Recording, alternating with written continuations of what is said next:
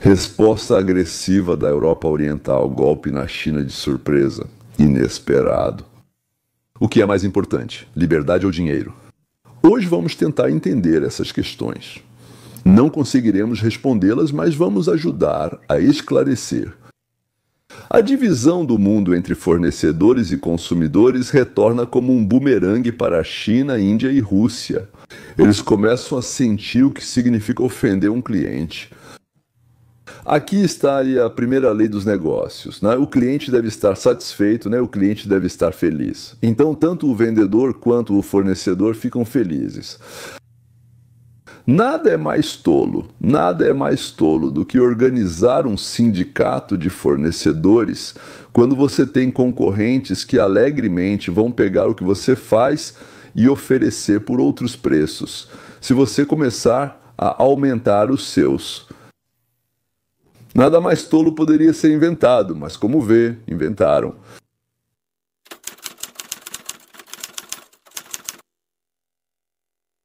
Você ouviu que, depois que drones entraram na Polônia, o regime decidiu fechar a fronteira com a Bielorrússia? Colocaram arame farpado, instalaram barreiras e enviaram soldados. E aí, Chiu, o que você acha disso? Tipo, Bielorrússia, fronteira com a Polônia, quem se importa com isso? Sim, se você pensar bem, realmente, se pensar não é pouca coisa, é algo enorme. A Polônia fechou a fronteira com a Bielorrússia por tempo indeterminado, rompendo assim um fluxo vital de 25 bilhões de euros por ano. Eles interromperam 23 bilhões por ano. A artéria de transporte entre mas na Bielorrússia, na verdade, nem tem tanta mercadoria assim, nunca teve e não vai ter tão cedo. De onde vem, Travisky? A rota comercial entre a China e a União Europeia? Opa! China e Europa, é isso mesmo? E os europeus acabaram de impor tarifas sobre, bem, vamos chamar assim, o petróleo chinês. Bem, e gás também, sim, vindos da Índia e da China, recusando-se a comprá-los. E agora é isso, né? Essa tal de Polônia. Bem, não foi ela mesma, senhores, que decidiu isso. Não foi por vontade própria. Isso não é coincidência, claro. Ano de 2024 sem coincidência. Isso é uma indicação direta de que os interesses geopolíticos prevalecem sobre a lógica simples, sobre as realidades econômicas simples, se quiser, e também sobre os interesses econômicos.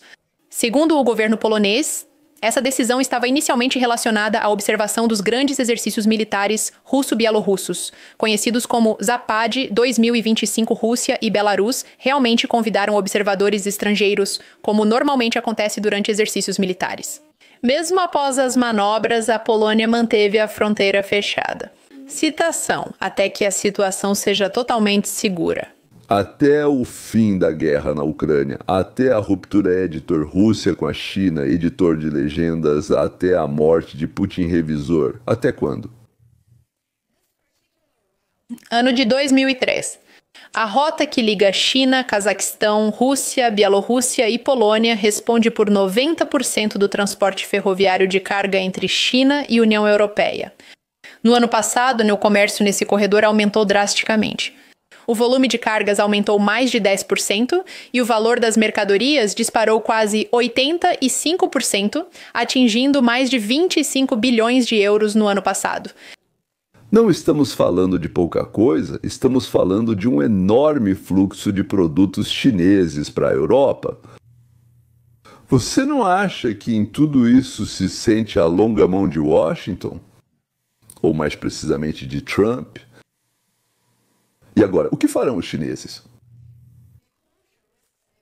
O fechamento corre o risco de redirecionar o comércio para o sul, passando pelo Cazaquistão, pelo Mar Cáspio e pelo Mar Negro, e depois para o sul da Europa ou para a Turquia. E essa rota alternativa é significativamente mais cara e muito mais lenta. Isso significa que os produtos chineses ficarão mais caros e aumentará a possibilidade de concorrentes expulsarem a China do mercado em algumas áreas com certos produtos. E a culpa de tudo isso é da Rússia e da sua guerra com a Ucrânia. Cerca de 10 mil motoristas de caminhão da Bielorrússia, que trabalham para empresas de transporte polonesas, agora estão praticamente presos. Essas pessoas estão presas. Elas estão em uma situação indefinida. Não conseguem cruzar a fronteira com a Polônia para voltar ao trabalho. Ou não conseguem voltar para casa. Toda a carga foi parada, incluindo medicamentos, alimentos e outras entregas urgentes. Esses produtos ainda se estragam em caminhões, contêineres e vagões. Para onde os chineses vão correr?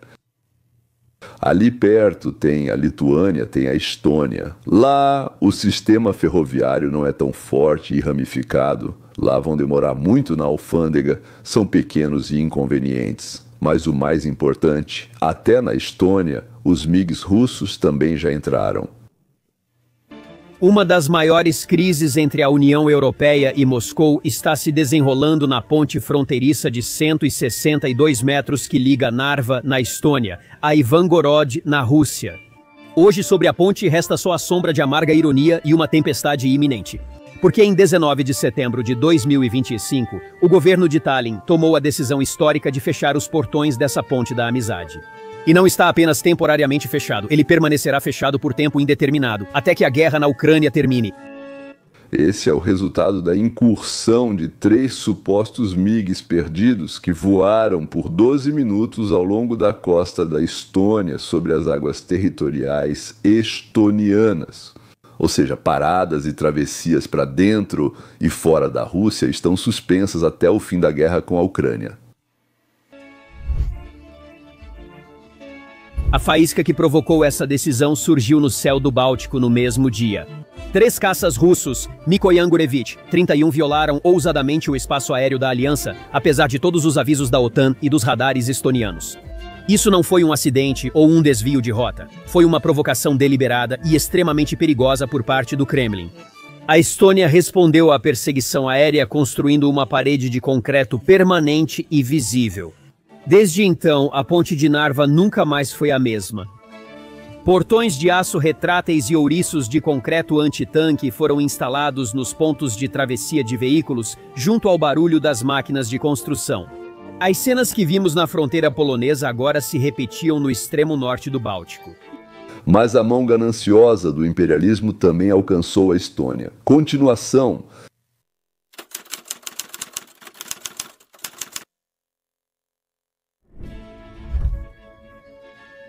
O lado estoniano da fronteira se transformou em uma verdadeira fortaleza, com arame farpado, escudos de metal e novas torres de vigilância. Guardas de fronteira estonianos fortemente armados e as unidades do exército que os apoiam começaram a patrulhar a entrada da ponte que leva à Rússia, com rostos decididos e impassíveis. A conexão Moscou-Bielorrússia com a Europa foi cortada no extremo norte e caiu na costa do Báltico. Uma nova cortina de ferro surgiu. O aparecimento dessa cortina de aço abalou os russos nas primeiras horas e dias. Afinal, a decisão de fechar a fronteira na ponte não foi apenas um passo geopolítico, mas também um acontecimento que mudou instantaneamente a vida de milhares de pessoas. Alguém pode perguntar, mas e eles? Qual é a culpa das pessoas? Mas o problema é que se para eles está tudo bem, quando surge um tiro no gabinete de Marikal Shan-Egener, tudo muda. Emara acredita que enquanto durar a guerra na Ucrânia, o país nunca começará a exigir o fim desse conflito.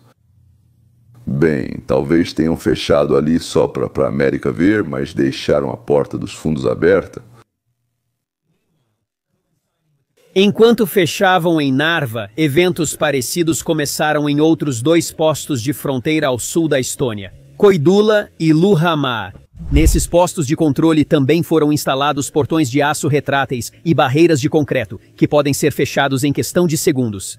Em caso de crise, o objetivo era impedir desde o início qualquer tentativa da Rússia de desestabilizar a Estônia, usando migrantes ilegais como arma, ou tentando realizar uma invasão militar repentina, como já ocorrera antes nas fronteiras da Polônia e Lituânia. Essas medidas físicas fazem parte de um conceito muito mais amplo de defesa nacional. A Estônia é um país pequeno, com população e exército incomparáveis ao grande vizinho, a Rússia. No entanto, a Estônia aprendeu uma lição amarga com sua história. A independência não é algo dado, ela precisa ser defendida. O trauma profundo causado pela ocupação soviética marcou para sempre na identidade nacional a resistência contra a Rússia. Isso não é apenas uma ameaça à existência, mas também uma ameaça à sobrevivência. É por isso que a doutrina de defesa da Estônia não se baseia em vencer a guerra, mas sim em tornar impossível o seu início. A Estônia se fechou para a Rússia, a Polônia se fechou para a Rússia e parece que a Finlândia está tomando medidas semelhantes. A Estônia e a Lituânia são rotas ferroviárias alternativas para produtos chineses.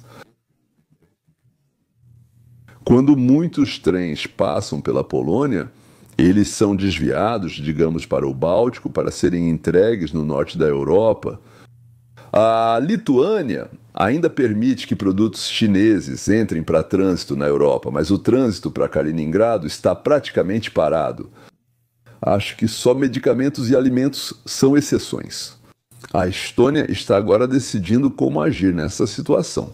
Mas mesmo que eles decidam continuar, só conseguirão fornecer uma pequena porcentagem do que a China perdeu na Polônia. Algumas horas após o fechamento da ponte de Narva, começaram a chegar mensagens de apoio e solidariedade da Letônia e da Lituânia. No entanto, esse apoio não se limitou à retórica diplomática. A Letônia elevou ao máximo a segurança nas fronteiras com a Rússia em Grebneva e Terehova.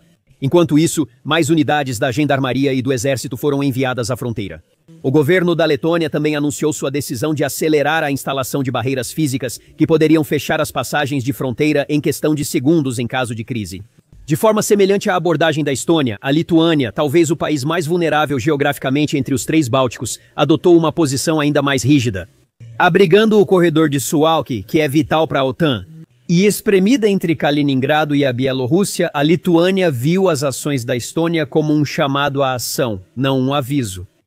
Vilnius imediatamente aumentou o número de funcionários nos principais postos de fronteira com a Bielorrússia, como Medininkai e Lavoriskis, e decidiu aumentar a frequência dos exercícios militares conjuntos com a Polônia no corredor de Suwałki.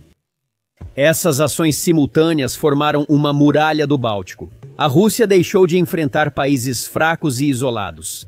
Ela enfrentava uma frente unificada da Estônia à fronteira sul da Lituânia, coordenada militar e politicamente. Os problemas com o Báltico e a Polônia são relativamente pequenos para a China, mas quando uma gota cai após a outra na cabeça, até a água fura a pedra. E a China vai acompanhar isso de perto, porque a guerra comercial de Trump está prejudicando a economia chinesa. A economia está desacelerando, os sinais estão por toda parte. A produção nas fábricas está caindo, os gastos estão fracos, o mercado de trabalho é instável, o desemprego está aumentando e os salários não estão crescendo. Em agosto, o desemprego na China chegou a 5,3%, o maior em 6 meses. O desemprego jovem chega a 19%, um novo recorde, refletindo o impacto da guerra comercial. Exportações da China para os Estados Unidos da América caíram 33% em agosto. Lembre-se de que os Estados Unidos da América são o maior mercado para a China. Em 2024, a China exportou mais de 500 bilhões de dólares em mercadorias. Por isso, uma queda de 33% em apenas um mês é um golpe sério. Agora, se olharmos para o quadro geral, a economia da China enfrenta dois problemas. Um deles é externo, o outro é interno. O primeiro problema, claro, é a guerra comercial de Trump.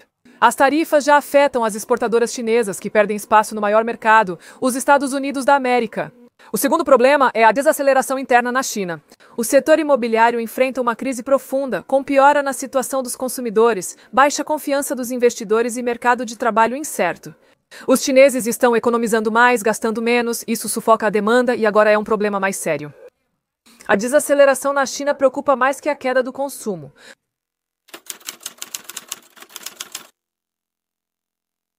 Trump conseguiu transformar o México de aliado e parceiro da China em um amigo fiel, vizinho e companheiro dos Estados Unidos da América.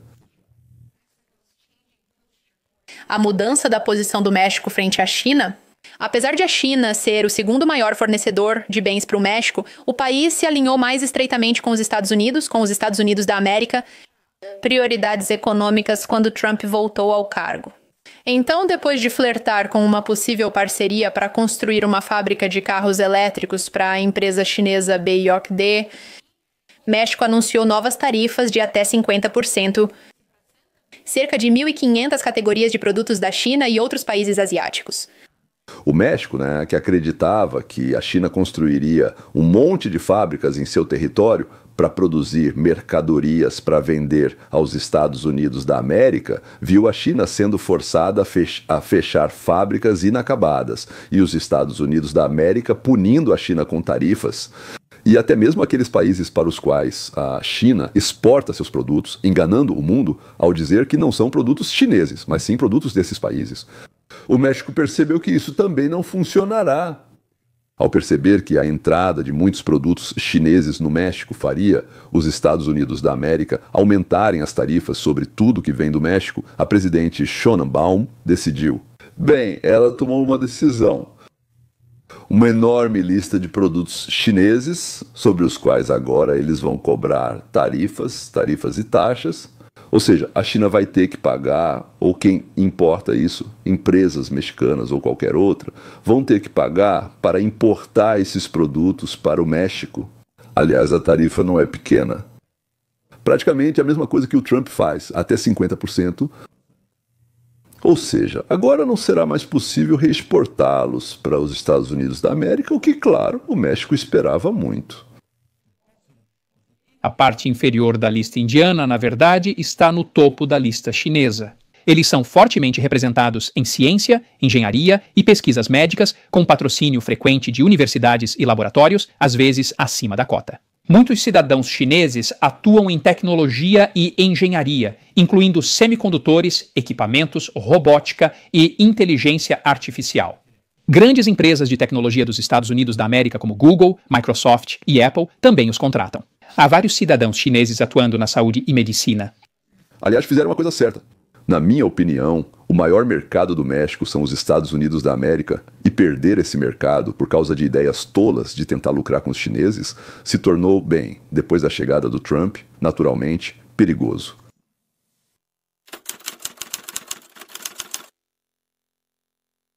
O que tudo isso significa, Vremia?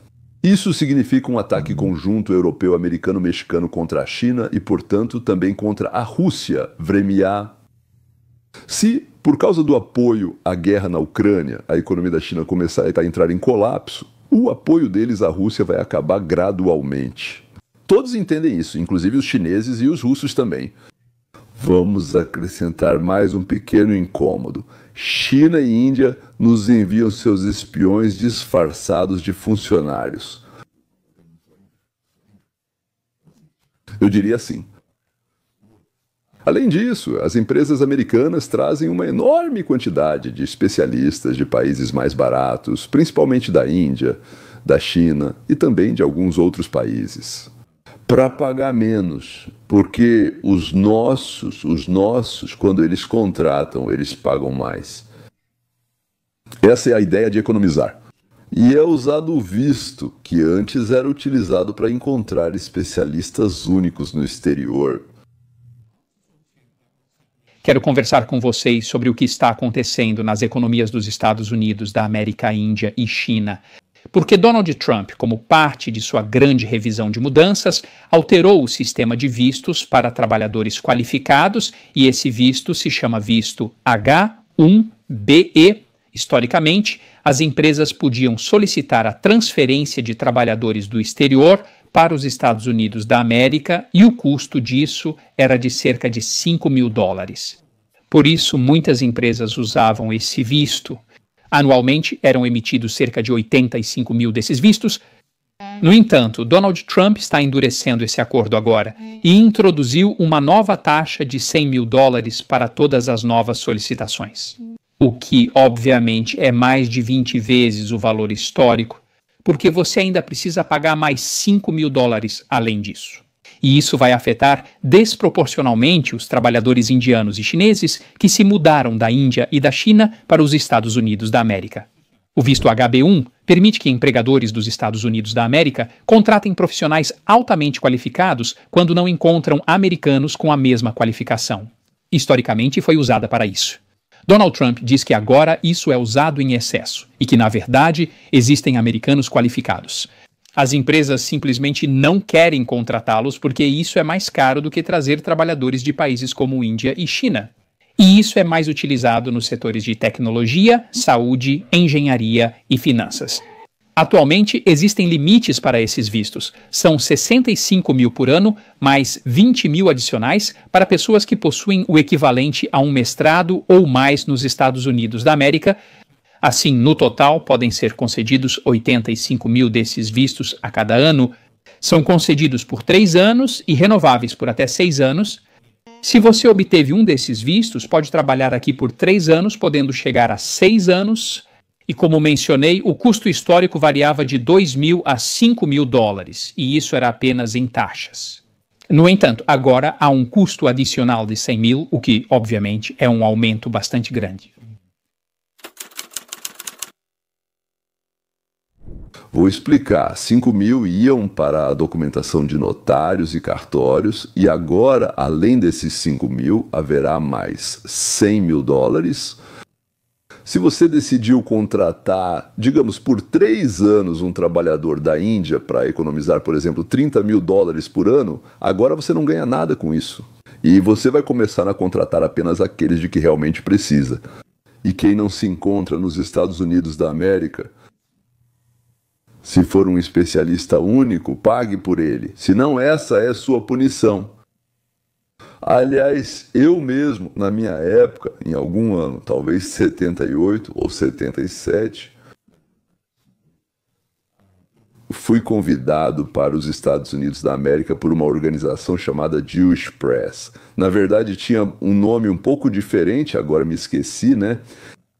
Eles tinham televisão, canal, rádio, vários jornais, Israel Today, Israel Today, uma Jewish Press, Israel Today. Eles queriam encontrar alguém que tivesse experiência de trabalho com jovens e que falasse 2 idiomas. Eles queriam inglês e hebraico. E que também pudesse fazer programas de televisão e rádio para jovens. Eles encontraram 2 pessoas assim e no final me convidaram para trabalhar com eles. Foi lá que, como se diz, trabalhei durante 2 ou, se não me engano, talvez até 3 anos. Os indianos foram os maiores vencedores. Eles receberam 71% de todos esses novos vistos, mais de 610 mil deles foram concedidos a trabalhadores indianos. A China ficou em segundo lugar, com 11,7% e quase 10 mil vistos. O restante do mundo somou 17%. Foram concedidos 85 mil no total. O principal setor de emprego dos trabalhadores indianos é, sem dúvida, tecnologia da informação, serviços e terceirização. E as empresas dessa categoria incluem Infosys, Tata Consultancy Services, Wipro, Hindustan Computers Limited, Cognizant, que trazem dezenas de milhares de trabalhadores indianos todos os anos, principalmente porque eles recebem salários significativamente menores do que trabalhadores qualificados equivalentes nos Estados Unidos da América. A terceira maior usuária foi a Cognizant Technology Solutions, sediada nos Estados Unidos da América, formada por funcionários indianos de tecnologia da informação e consultoria. O motivo pelo qual ela é composta por funcionários indianos é que isso é significativamente mais barato do que contratar muitos funcionários americanos. O Google está em 4º lugar, seguido pela Tata Consultancy Services, maior empresa de serviços de tecnologia da informação da Índia. Nos Estados Unidos da América, as operações dependem de milhares desses vistos para contratos de terceirização. A Meta é a 6ª maior usuária. A Meta é proprietária do Facebook, Instagram e WhatsApp. A Microsoft ocupa o 7º lugar, seguida pela Apple Hindustan Computers Limited America, que é a divisão americana de uma empresa indiana de tecnologia da informação, e a International Business Machines fica em 10º lugar. Mas eu acho que o tema recorrente que vemos em todas essas empresas diferentes é que o motivo pelo qual elas usam esses vistos é, em primeiro lugar, a falta de habilidades. Mas, em segundo lugar, e provavelmente o mais importante, é a diferença significativa de custo entre contratar pessoas da Índia e da China em comparação com contratar pessoas nos Estados Unidos. E é exatamente por isso que eles fazem isso. Tudo porque era mais barato. Ou seja, eles trazem um especialista indiano ou chinês e o nosso americano vai para o seguro-desemprego. E nós pagamos para ele porque alguém trouxe um chinês barato.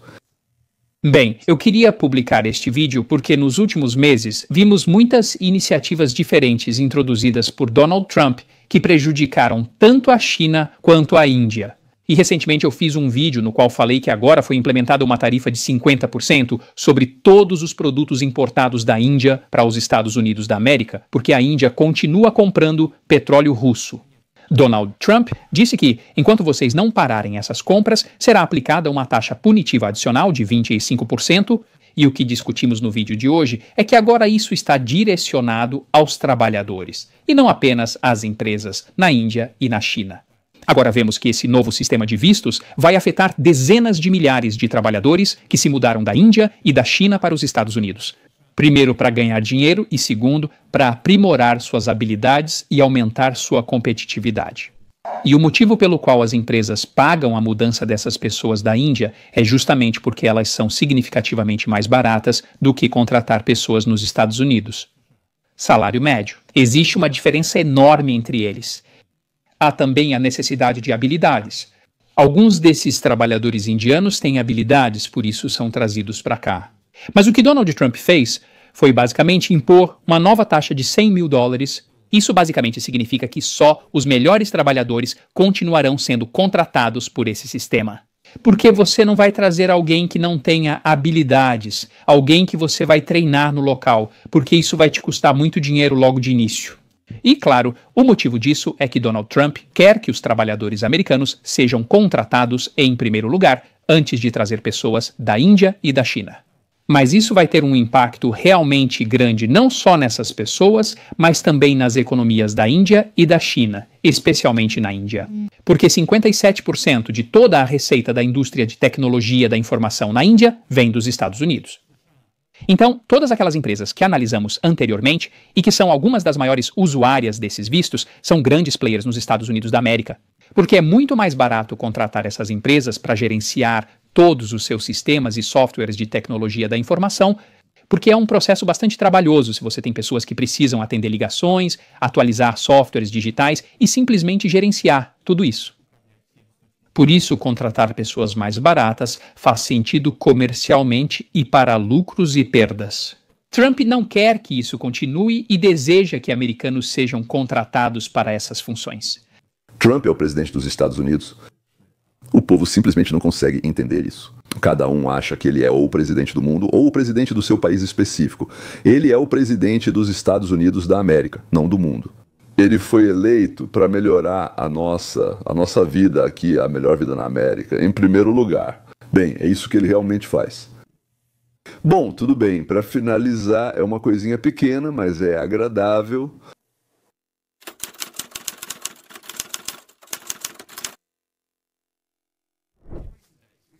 Nos últimos dias, vimos Nicolás Maduro e Xi Jinping demonstrarem sua proximidade e a profundidade das relações entre esses dois países. Basta ver como Maduro fez questão de ser fotografado. No desfile da vitória da China, uma foto que mostrava força e apoio ao mundo. E por resto do mundo, queremos dizer os Estados Unidos, ainda assim a China. Bem, o que posso dizer? Ele manteve um perfil bastante discreto. Muitas declarações e aparições em organizações internacionais, mas pouco dinheiro. E também na economia, não só na política. A China já foi protetora do governo bolivariano, mas há algum tempo vem se afastando. Então aqui no Visual Economic fizemos algumas perguntas. Por que a China e a Venezuela foram parceiros tão importantes? Por que Xi Jinping parece estar recusando o apoio a Maduro neste momento? Como esse problema impacta as economias dos dois países? Em 2013, após sua vitória controversa sobre Henrique Capriles, o ditador venezuelano fez as malas e voou imediatamente para Pequim. Enquanto muitos países da América Latina, que não estavam exatamente do lado dos Estados Unidos da América, duvidavam da legitimidade do novo presidente da Venezuela, a China decidiu aumentar as apostas. Ele elevou as relações bilaterais ao nível de parceria estratégica abrangente e concedeu nada menos que 14 bilhões de dólares. O objetivo era manter Maduro no poder. E preste atenção, porque a história tende a se repetir. Em 2018, Maduro venceu outra eleição presidencial europeia após desqualificar opositores e proibir partidos rivais. Democracia ao estilo bolivariano. O resultado é totalmente previsível. Condenação internacional, oposição indignada e metade da região se recusa a reconhecer sua reeleição. Pequim voltou a ser um verdadeiro amigo, oferecendo apoio diplomático, ampliando relações econômicas e recebendo Maduro com honras em setembro daquele ano. Mas isso não é tudo. Em 2019, quando Juan Guaidó tentou assumir o poder com apoio internacional, a China vetou no Conselho de Segurança da Organização das Nações Unidas o reconhecimento. A situação teria mudado se a China não tivesse usado o veto? Bem, obviamente não, mas isso envia um sinal muito claro. Surge a pergunta: Por que a China quer garantir que Maduro permaneça? A economia é fundamental nisso.